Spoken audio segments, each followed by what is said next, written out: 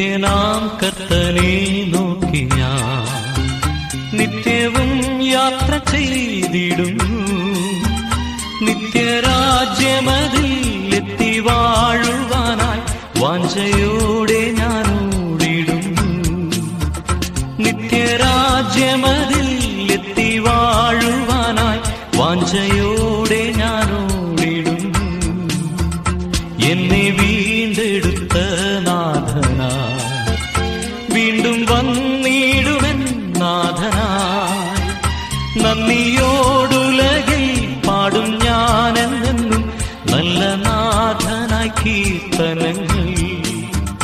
നന്ദിയോടുലകിൽ പാടും ഞാനെന്നും നല്ല നാഥനായി കീർത്തനങ്ങൾ. ഇപ്പോൾ നാം ശ്രവിച്ചുകൊണ്ടിരിക്കുന്നത് മോർണിംഗ് വോയിസ് എന്ന ആത്മീയ ശുശ്രൂഷയാണ്. ഇന്ന് ദൈവവചനത്തിൽ നിന്നും കർത്താവിന്റെ ദാസൻ വിനോദ് തോമസ് കോട്ടയം ധ്യാനചിന്തകൾ പങ്കുവയ്ക്കുന്നു. ദൈവം നാം മഹത്വപ്പെടുമാറാകട്ടെ.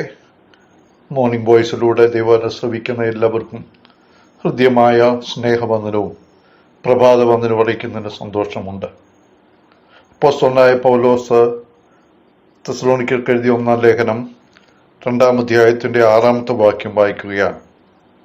ക്രിസ്തുവിന്റെ അപ്പോസ്തലന്മാർ എന്ന അവസ്ഥയ്ക്ക് ഘനത്തോടെ ഇരിപ്പാൻ കഴിവുണ്ടായിട്ടും ഞങ്ങൾ മനുഷ്യരോട്, നിങ്ങളോടാകട്ടെ മറ്റുള്ളവരോടാകട്ടെ മാനം അന്വേഷിച്ചില്ല.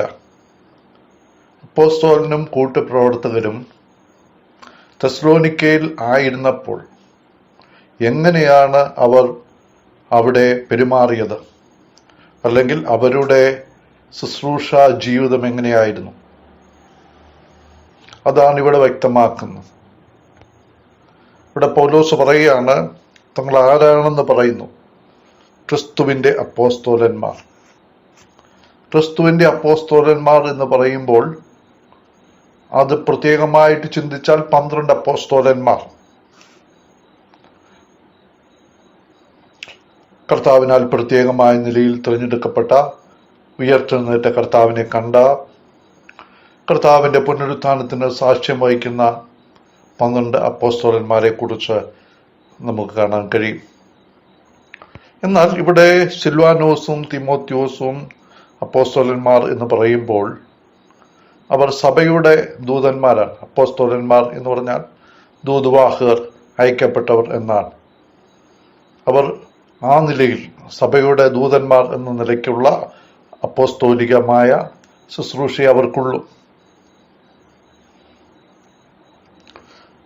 ക്രിസ്തുവിന്റെ അപ്പോസ്തലന്മാർ എന്ന് പൗലോസ് പറയുമ്പോൾ അതിനുള്ള പ്രത്യേകതകൾ എന്തൊക്കെയാണ്, അതിന്റെ നിസ്തുല്യത എന്താണ് എന്ന് പറയുകയാണ്.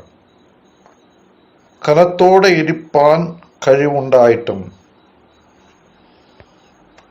അപ്പോസ്തലന്മാർക്ക് അതിൻ്റെ അപ്പോസ്തോലിക ശുശ്രൂഷയുടെ ഘനം, അതിൻ്റെ ശ്രേഷ്ഠത, അതിൻ്റെ ആ നിസ്തുല്യത, അതനുസരിച്ച് പെരുമാറുവാനുള്ളതായ അധികാരമുണ്ട്.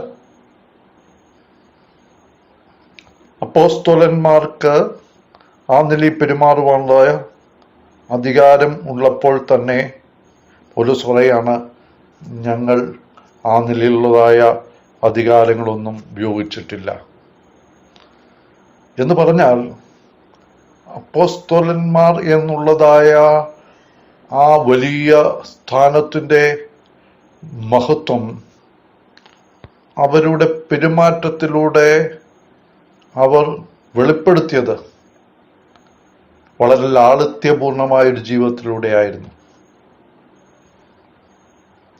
അഥവാ അപ്പോസ്തലന്മാർ എന്നുള്ള ആ സ്ഥാനത്തിന് യോഗ്യമായ വിശുദ്ധിയും വേർപാടും ഉപദേശ നിർമ്മലതയും ഒക്കെ അവർ കാത്തു സൂക്ഷിക്കുമ്പോൾ തന്നെ പ്രായോഗിക തലത്തിൽ അവർ വളരെ ലാളിത്യമുള്ളവരായിരുന്നു എന്ന് ഇവിടെ നമുക്ക് വ്യക്തമാക്കുന്നു.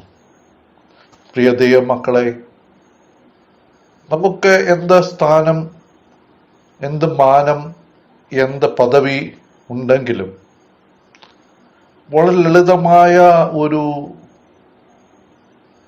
ജീവിതം, വളരെ ലാളിത്യത്തോടുകൂടിയുള്ള ജീവിതം, താഴ്മയോടുകൂടിയുള്ള ജീവിതം നയിക്കുവാൻ ഉത്തരവാദിത്വമുണ്ട്. നമ്മുടെ കർത്താവിൻ്റെ മാതൃക ഏതാണ്? അവിടുന്ന് ഏറ്റവും ഉന്നതനായ വ്യക്തിയായിരുന്നു. അവിടുന്ന് ഉന്നതൻ ആയിരുന്നെങ്കിലും താഴ്മയുള്ളവനായിരുന്നു. അവിടുന്ന് ഉന്നതനായിരുന്നെങ്കിലും വളരെ ലളിതമായ ജീവിതമാണ് നയിച്ചത്. നമ്മുടെ ജീവിതത്തെ ഒന്ന് പരിശോധിക്കുവാൻ ഇടയാകട്ടെ.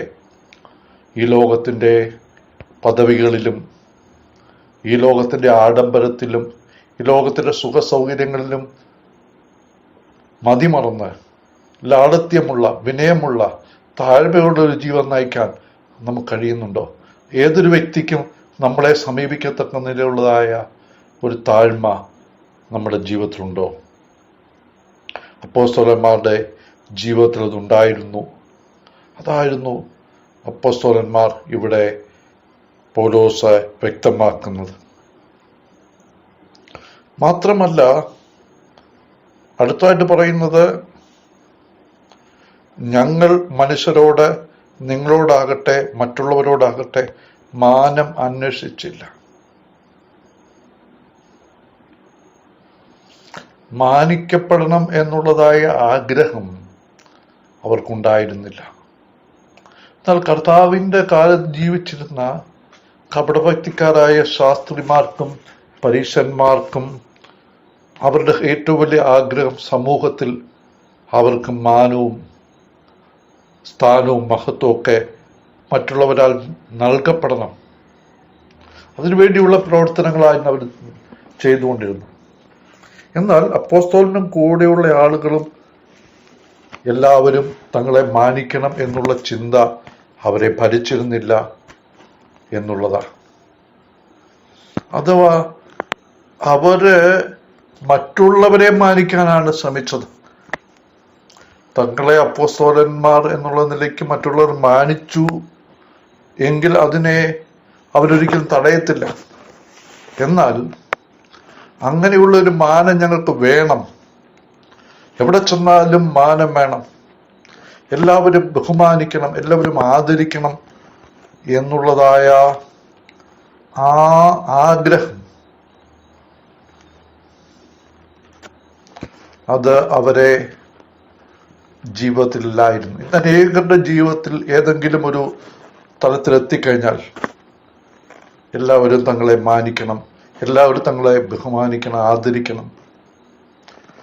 അങ്ങാടിയിൽ വന്ദനവും പള്ളിയിൽ മുഖ്യാസനവും റബി എന്ന് പേർ വിളിക്കുന്നതും ഒക്കെ ഇഷ്ടപ്പെടുന്ന ആളുകള് അധപ്പതിച്ചു പോവുകയാണ് ചെയ്തത്.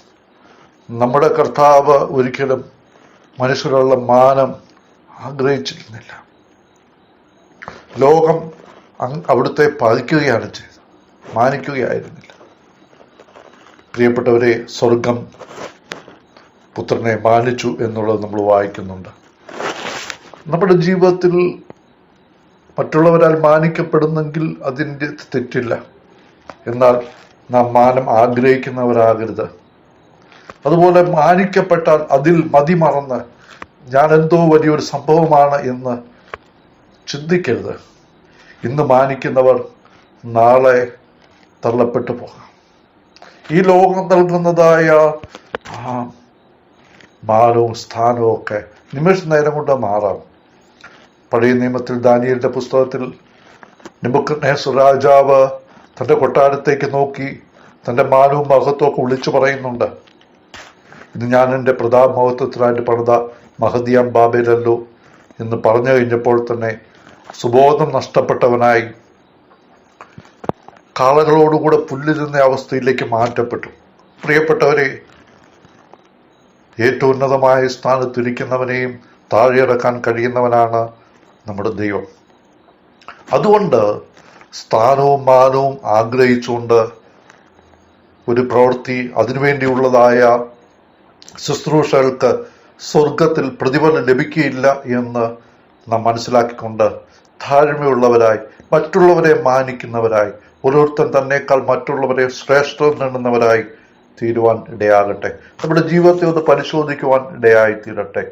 പൗലോസിന്റെയും കൂടെയുള്ളവരുടെയും നല്ല മാതൃക പിൻപറ്റുവാൻ ദൈവത്തിൻ്റെ ആത്മാവ് നമ്മെ സഹായിക്കുമാറാകട്ടെ.